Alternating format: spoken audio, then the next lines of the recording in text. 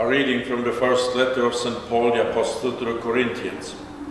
Brothers and sisters, Christ did not send me to baptize, but to proclaim the gospel, and not with eloquent wisdom, so that the cross of Christ might not be emptied of its power. For the message about the cross is foolishness to those who are perishing, but to us who are being saved, it is the power of God. For it is written, I will destroy the wisdom of the wise, and the discernment of the discerning I will thwart. Where is the one who is wise? Where is the scribe? Where is the debater of this age? Has not God made foolish the wisdom of the world? For since in the wisdom of God, the world did not know the God through wisdom, God decided through the foolishness of our proclamation to save those who believe. For Jews demand signs, and Greeks desire wisdom, but we proclaim Christ crucified, a stumbling block to Jews and foolishness to Gentiles, but to those who are called, both Jews and Greeks, Christ the power of God and the wisdom of God. For God's foolishness is wiser than human wisdom, and God's weakness is stronger than human strength. The word of the Lord. Thanks be to God.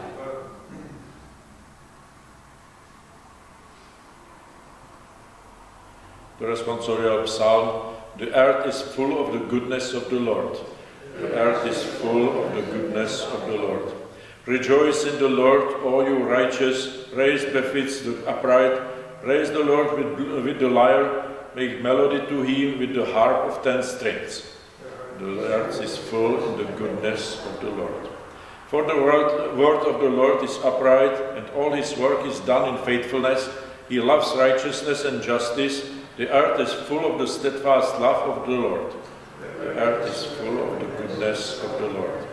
The Lord brings the counsel of the nations to nothing. He frustrates the plans of the peoples.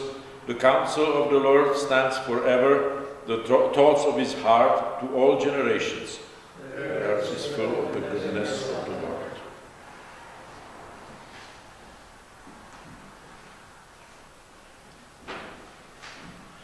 The Lord be with you. A reading from the Holy Gospel according to Matthew. Jesus told this parable to his disciples. The kingdom of heaven will be like this. The bridesmaids took their lamps and went to meet the bridegroom. 5 of them were foolish and 5 were wise. When the foolish took their lamps, they took no oil with them, but the wise took flasks of oil with their lamps. As the bridegroom was delayed, all of them became drowsy and slept. But at midnight there was a shout, "Look, here is the bridegroom, come out to meet him." And all those bridesmaids got up and trimmed their lamps. But the foolish said to the wise, "Give us some of your oil, for our lamps are going out." But the wise replied, "No, there will be not enough for you and for us. You had better go to the dealers and buy some for yourselves." And while they went to buy it, the bridegroom came, and those who were ready went with him into the wedding banquet, and the door was shut. Later the other bridesmaids came also, saying, "Lord, Lord, open to us." But he replied, "Truly I tell you, I do not know you. Keep awake therefore, for you know neither the hour, the day, nor the hour." The Gospel of the Lord. Praise to you, Lord Jesus Christ.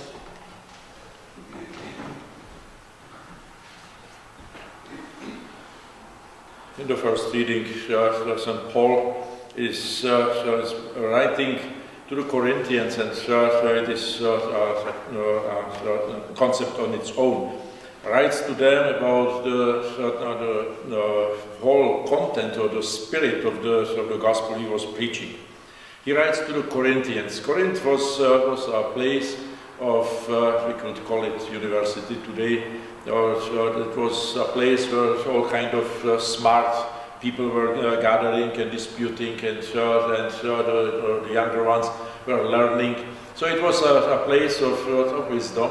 And of course, it is that human concept of wisdom that, yes, I must be smart, and with my own ingenuity I have to make my life successful, and I have to achieve some position and possibly some power, and of course even the material means, the money.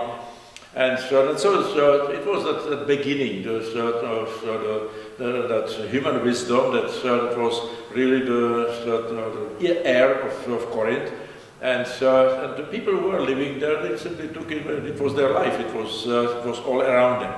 And so St. Paul comes with a message that is opposite to it. And he says that yes, there is that human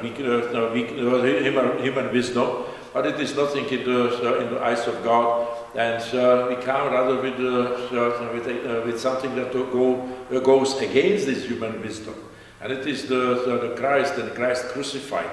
And yes, it was such a contrast to that wisdom, or so-called wisdom of the people of Corinth. But it is not only about Corinth; it is for all times. That apparent wisdom is failing so many times so badly that we see it even in our own lifetime, and sometimes in a very short span of time, that we see not only the so-called human wisdom, but also the results of it. And then even for those who have heard the message of the gospel, even for us Christians, it is always a struggle to admit that yes, that human wisdom is really not the best. And I have to believe that now, to believe in the gospel and to believe in the power of Christ crucified, yes, it takes some strength, or it takes a struggle with ourselves.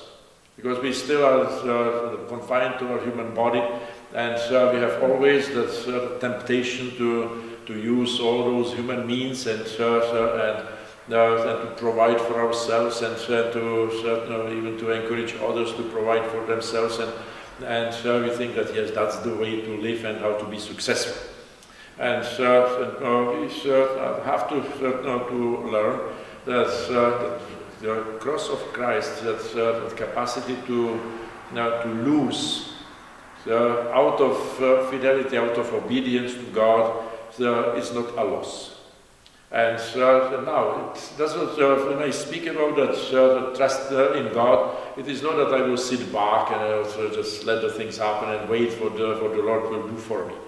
That's to be over-concerned and even to violate the law of God. As thinking that yes, this way I will be successful. No, it doesn't work like that. Just to say some concrete examples from our time.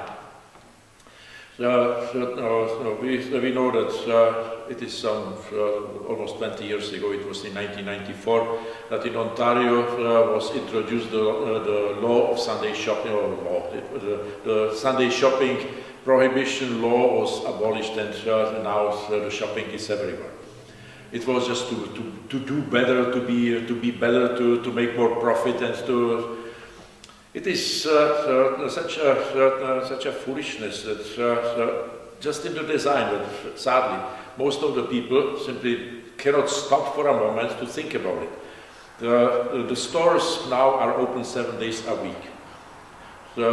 Is it true that we have more, just because it is open, we have more money and can go and spend more?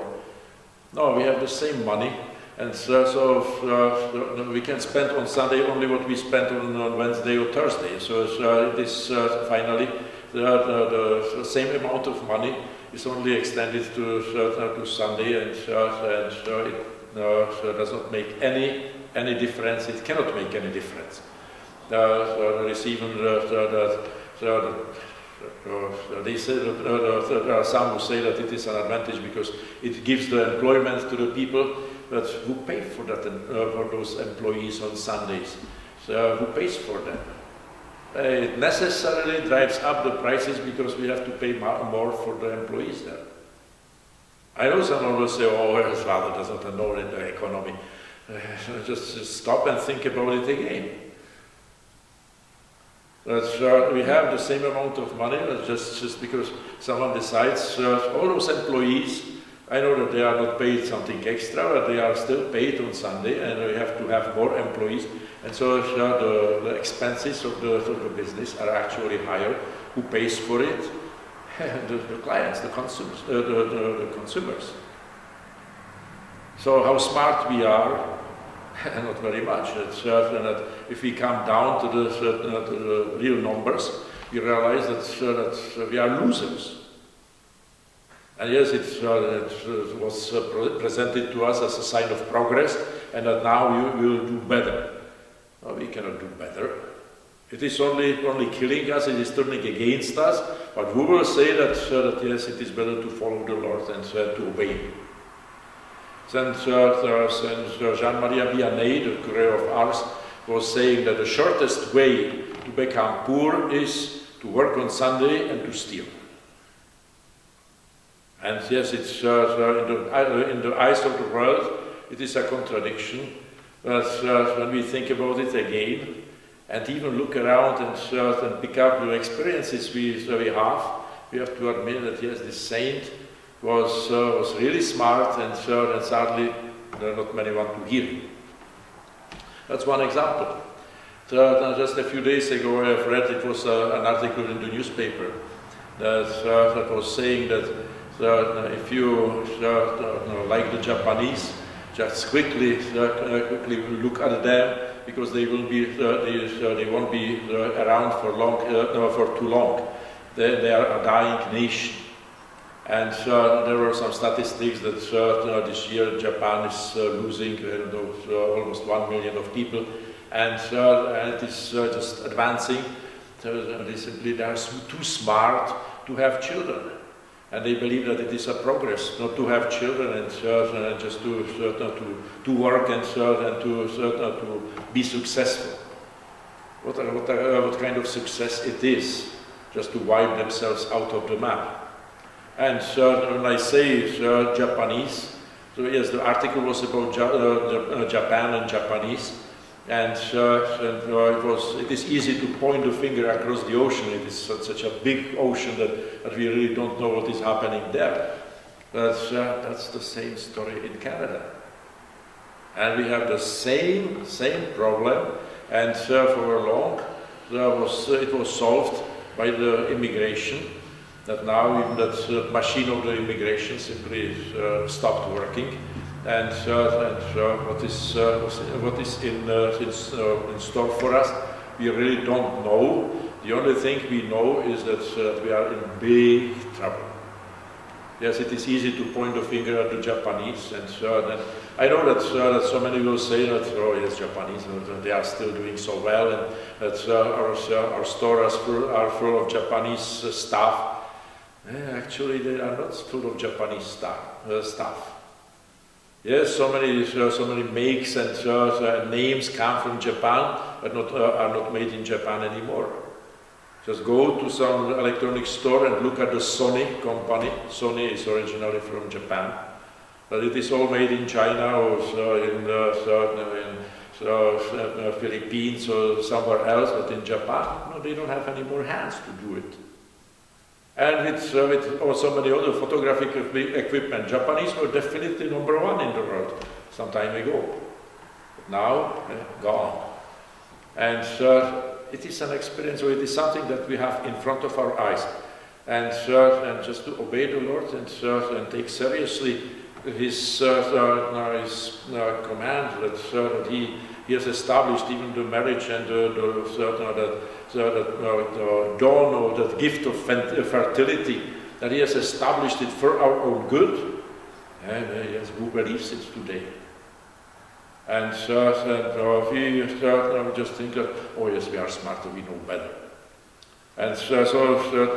Paul is speaking here about that wisdom of the world against the wisdom of the cross. Yes, it's the wisdom of the cross may seem painful, but it is the way of success, way of triumph. But I speak about the material things that are easier to understand.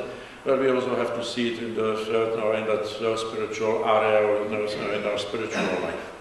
That today, yes, we hear that wisdom of the world that wants to make everything easy, and it is very popular to simply to abolish everything that in some way could cost us. And so we hear even those expressions like, oh, I can be a good Catholic without going to the church, or I can be a good Catholic, or I can be a good Christian, doing something that used to be wrong, or not doing something that is still mandated. And we think that yes, well, now we live in different times, and we understand it differently. And sadly, we will find even the priests, even bishops, who will say, oh yes, now we are different. You know that those old rules and old understandings, no, they are not for us, that now we know better. And so the way of salvation is the way of cross. And the way of cross, yes, it means a moment of pain, it means some suffering, but it means a great reward. After the pleasures of this world, there is never that glorious morning of the resurrection.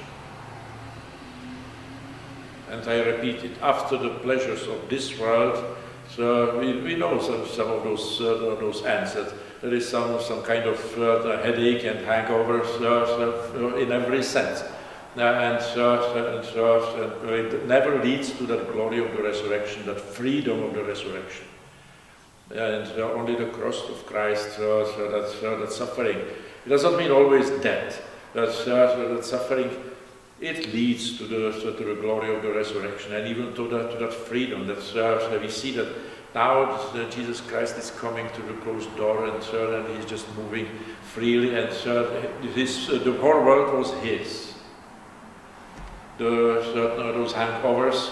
Yes, hangover, sometimes we think only about alcohol.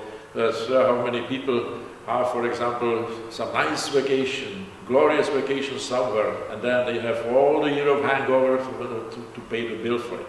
And so on. There are so many hangovers after apparently good things or enjoyments of this world.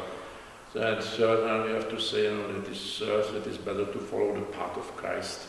And the path of Christ, even in our daily life, in our family life, the path that may not be always comfortable, but it is the path of obedience, path of the cross, the path that goes or leads us to the glory of the resurrection, freedom of the resurrection, and glorious life with the Lord.